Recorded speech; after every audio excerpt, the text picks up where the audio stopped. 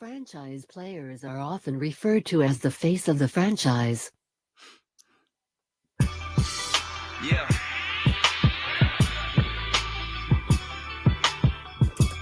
Welcome back into Franchise Players here on WWBG 1470 AM, part of the TGI Friday lineup here every Friday afternoon at 5 p.m. You can hear it in Greensboro. If you miss it, you can hear the replay in Winston-Salem on WTOB 980 AM, 96.7 FM. And of course, you can watch it on youtube.com/@Tobacco Road Sports Radio. Joining us for his bi-weekly jaunt through Franchise Players, he is from the North Carolina Sports Network. You can follow him at David Glenn's show, Mr. David Glenn. What's going on, DG? Hey, Des, great to be with you. Happy holidays, Merry Christmas, early Happy New Year to you. All the above. Good to be with you. Feels good. 2024 looks like it's going to be a good year for everybody. Everybody doing some things, making some moves. Make sure you go follow North Carolina Sports Network on YouTube, where you can get new episodes of the David Glenn Show. Normally we do Sports Buffet when I have DG in the house, so I can kind of take advantage of him knowing about a multitude of things. But this week, I wanted to actually focus on one particular topic, and that's Florida State versus the ACC. Since the last time we talked, Florida State's basically taken the ACC to court regarding the grant of rights. The ACC has countersued FSU for suing them. And I've had discussions with JP Mundy and others about the validity of this. And I want you to kind of first set the table. What is FSU doing? Like, what are they trying to do here in a court of law? And I'm asking you this because you being a lawyer, you know the legalese here that some of us are just assuming. So first, let's just go through that. What is FSU trying to do here?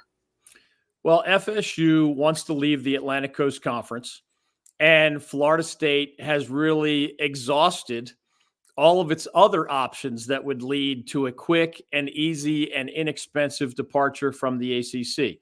For example, if you somehow got the majority of existing ACC members to disband the conference, well, then, which is not easy and it's not going to happen. Right. Obviously, that would allow FSU to leave without worrying about an exit fee, without worrying about the grant of rights all the way through 2036.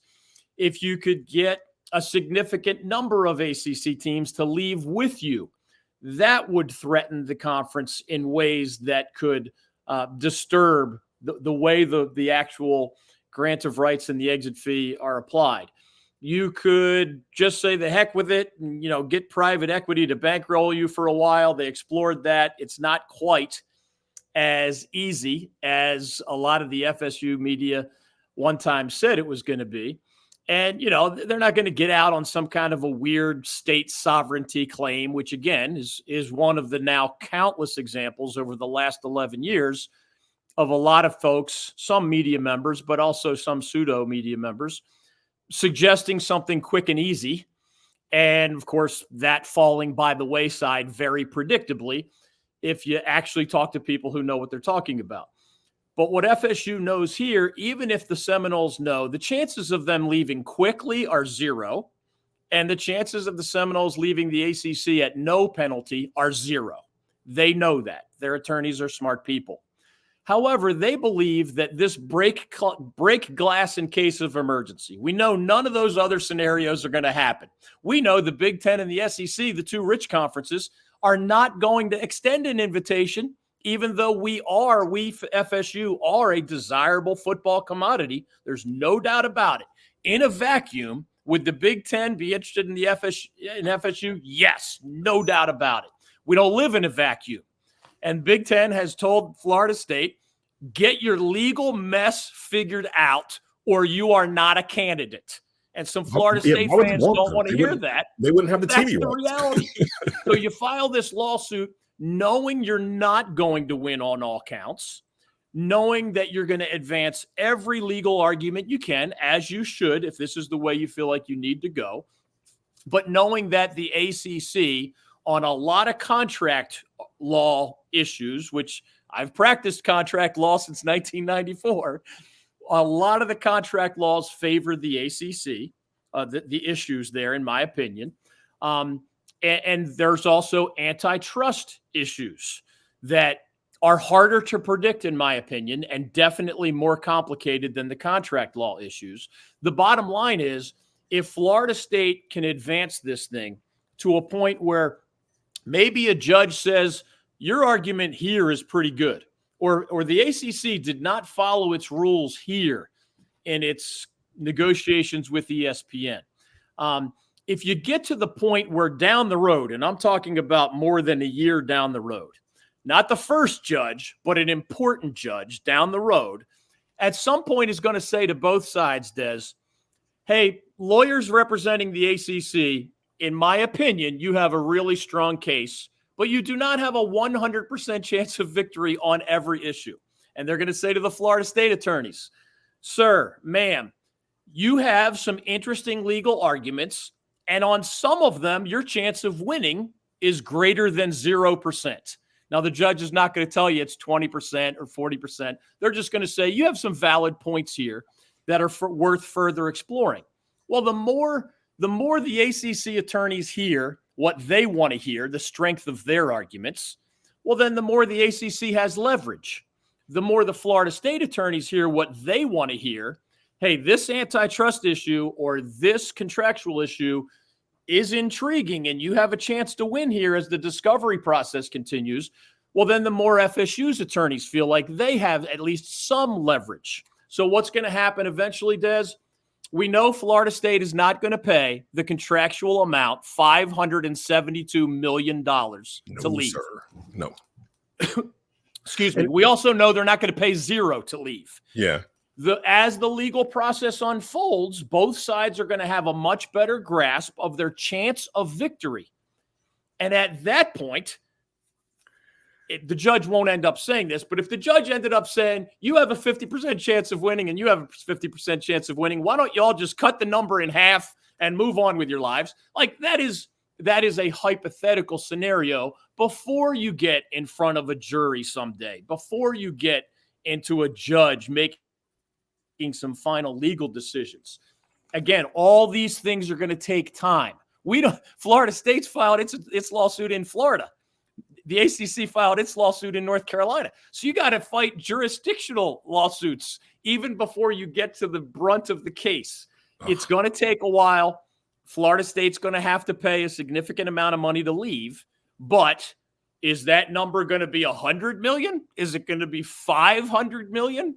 That's why you got to follow the legal process as judges start to tell both sides, where their arguments are good and where they might win, and where their arguments are ridiculous and where they're likely to lose. So here's my question, because we keep hearing that buyout number, which is basically the operating budget of the ACC times 3, if I'm not mistaken, plus there's a fee in there, so it all comes up to like $572 million.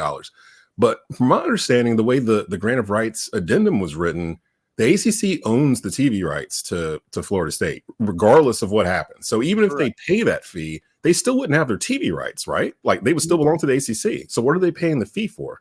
Well, the negotiated settlement, if you eventually said, if a judge said, why don't y'all, or a mediator says, get in a room and figure it out. Florida State wants a divorce. And once one party is adamant about a divorce, really it becomes a matter of picking a number. Yeah. And the ACC is going to want that number as close to $572 million as possible. Obviously, Florida State wants it as small as possible. But when you settle, you can say, well, the ACC gets the pick a number, $400 million, but now the Seminoles have the right to market their own media rights. So the they would kind of be buying the rights back. Yeah, they're buying them back, essentially. Okay. So that's how that would work. So my thing too, and this was kind of my argument to the whole thing, because the ones that have argued with me about it, they're like, well, the ACC has not acted in good faith on the contract. And that's the argument that Florida State can use. My thing is, how do you prove that they haven't acted in good faith, like in a court of law? Like, it's one thing to sit around a lunch table and discuss this, like with your friends. And, it's different in a court of law to prove that the ACC has acted in bad faith towards the teams in the league. Plus, the ACC is it's almost like the ACC kind of knew this was going to happen, because they kind of took some steps so that if this wasn't a court of law, they could come back and go, no, we've actually done some things in the past couple of years to try to generate additional revenue once we realized the deal with ESPN was going to be surpassed by these other leagues.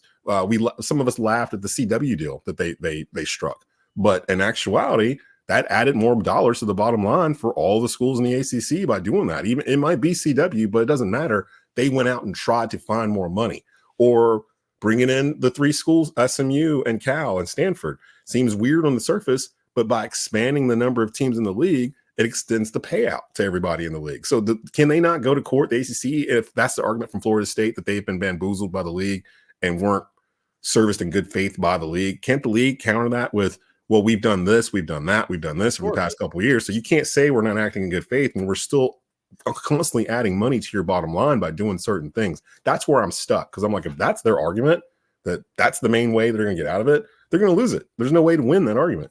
Yeah, Florida State, a lot of folks who are arguing on behalf of Florida State are forgetting one simple fact, and that is the FSU attorneys put in their 38-page lawsuit only the information that would benefit Florida State. Yes. And another thing, a lot of those folks don't understand, and I'll, in my opinion, Florida State has a better chance of making a good legal argument on the antitrust aspect of it, which is basically going to be, hey, according to this Florida statute, and maybe at some point according to this federal law, the grant of rights being so long, 20 years, and being such a big part of this $572 million penalty.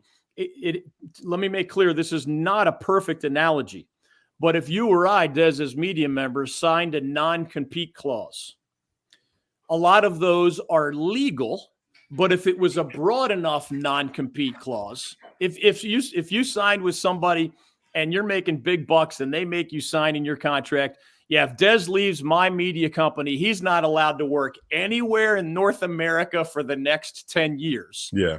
Some judge somewhere is going to say that's an antitrust violation. That is an illegal restraint on trade, not because non-compete clauses are illegal, but because that specific non-compete clause is so broad with its geography. Des can't work anywhere in all of North America, or it's so broad because of the years, 10 years. We really want this man not to work in media for 10 years because he's leaving his company and this contract he signed. So it's a long way of saying many non-compete clauses are legal. But when they get too expansive in their geography, too expansive in their dollar value, too expansive in their number of years, sometimes judges say that's an antitrust violation. So Florida State's going to argue that for this very lengthy grant of rights and this very large penalty. But on the contractual issues, I don't think a lot of these folks understand what bad faith means. Yeah.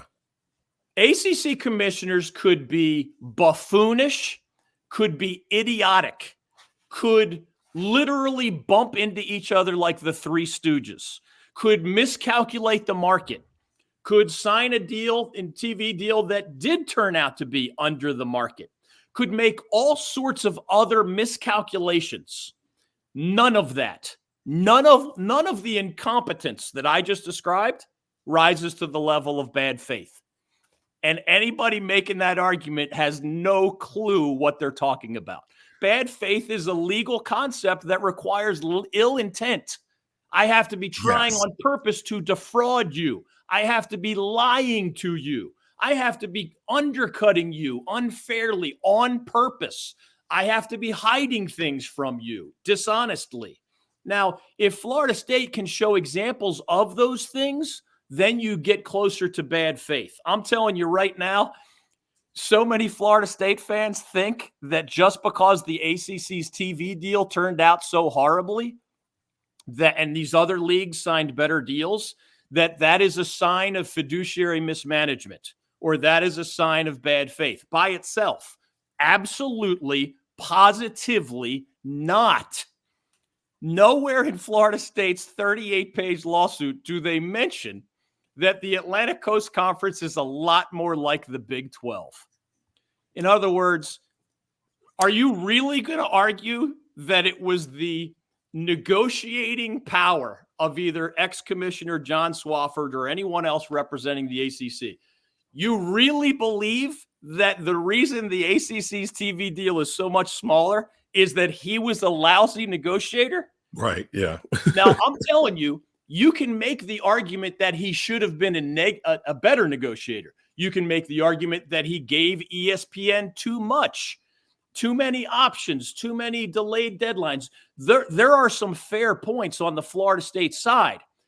But what Florida State is going to hear, and they don't want to hear, the biggest difference between the Big Ten and the SEC, the best, richest conferences, and the Atlantic Coast Conference is absolutely not negotiating wizardry.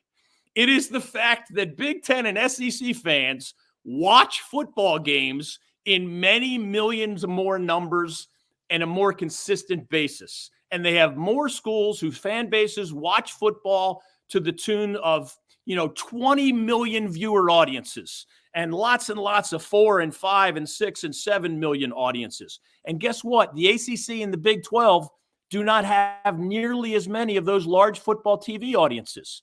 Do you really think does anybody really think the starting point for TV negotiations has to do with somebody's negotiating wizardry? John Swofford was not holding aces, kings, and queens in his hands as he was negotiating the TV money number with his partners at ESPN. You or I could have been the commissioner of the Big Ten and the SEC, and we're starting with aces and kings and queens, not because we're brilliant negotiators, but because it is in numerical black and white how many people over many, many years watch Big Ten football and SEC football. And it is a much lower number, provably, not my opinion. It's over many years, absolutely undeniable, and you cannot win an argument otherwise, that the starting point, more people watch Big Ten and SEC football by a lot than watch ACC or Big 12 football. So why are those two leagues secondary financially? Because their football product isn't nearly as good. Now, again, you could say Swofford didn't get enough. You could say that he wasn't a great negotiator. But the starting point is no negotiator in the history of the world would have gotten the same for ACC football as for Big Ten and SEC football, period, end of story. And that's a hard argument, not on the antitrust side. That's a different argument. On the contractual issues of bad faith and fiduciary mismanagement, you can't just say we didn't get a good enough deal. That is not winning your case. That seems to be the argument, too, as I get you out of here. Because to me, it's like they're trying to have protection for stupidity. That's basically what the end result here is. That the law doesn't protect stupidity. Like, if you make a bad deal, you're going to be stuck with it more times than not. And in Florida State's mind, they've made a bad deal, and they're crying about it, and they feel like it's not fair, so they want out of it. And that's right. They feel like, and it's not fair. It's not. But you signed it. You signed it. State's right that it creates a lot more value than it gets with its 1/14 roughly slice of the financial pie. But that's not a winning legal argument. You joined a league voluntarily that has shared its revenue equally for, at this point, 70 years. Yeah. And when you joined, it was 50 years or 40 years at that point. So again, Florida State does have some intriguing legal arguments. But anyone expecting a slam dunk on fiduciary mismanagement or bad faith is not doing their homework, or does not understand the law, or is listening to the wrong people. And there's a lot of con artists out there that have been telling you Florida State's on the verge of leaving the ACC as long ago as 2012. Yep. And those people have been wrong 11 years running, while people who know what they're talking about have been right for 11 years running. That stuff is clickbait to me. Like the people that are writing the stuff where it's fluff stuff, where they're writing it in. They're like, well, Florida State's going to sue the ACC. They've got a good chance to get out stuff. And all of us reading are like, no, they don't. No, they don't. They're going to get out, but it's going to be expensive. We just don't know how expensive. Or it's going to be in 2036. It's going to be one or the other. And then to me, to close it up here, I'm just looking at it like, another thing too, you mentioned it earlier, we don't even know if the Big Ten or the SEC even want FSU. Like at this point, like I can't figure out why the SEC would even want them. They already have a Florida footprint. The SEC is more complicated. Yeah, there's no reason for them to take them. I think the Big Ten would, because FSU is the best football brand in the ACC. Yeah. Even when the Seminoles don't win as much on the field in football, they still get great viewership numbers overall. And it would be new geography for the Big Ten. And that means more Big Ten network subscribers, more overall viewers. They just expanded to California for the first time with Southern Cal and UCLA, to the Northwest for the first time with Oregon and Washington. It is not coincidence that every time the Big Ten expands, it's for large public universities in a new geography where they did not previously exist. So keep that an eye also on has a good football brand, right? So Yeah. Florida State fits all three of those descriptions. Remember, a decade ago, the Big Ten expanded to a new geography in the form of Maryland and Rutgers, who aren't Which kind of exactly kicked off all this powers. with the ACC. Like that's kind of the spark of what the reason why the Grant of Right exists. I think people forget that they weren't doing it for money; they were doing it for survival. Like they wanted to doing keep it for ACC. they were doing it for stability. Yeah. They were sacrificing some money, and of course, they were sacrificing the ability to have new windows down the road. That if TV money, the marketplace went up in a big way, the ACC was going to lose out, obviously, on that rise. But again, the Big Ten and the SEC, they've benefited from the rise of the marketplace, but their starting point is still more people watch their football product. And it's hard to slice that pie exactly.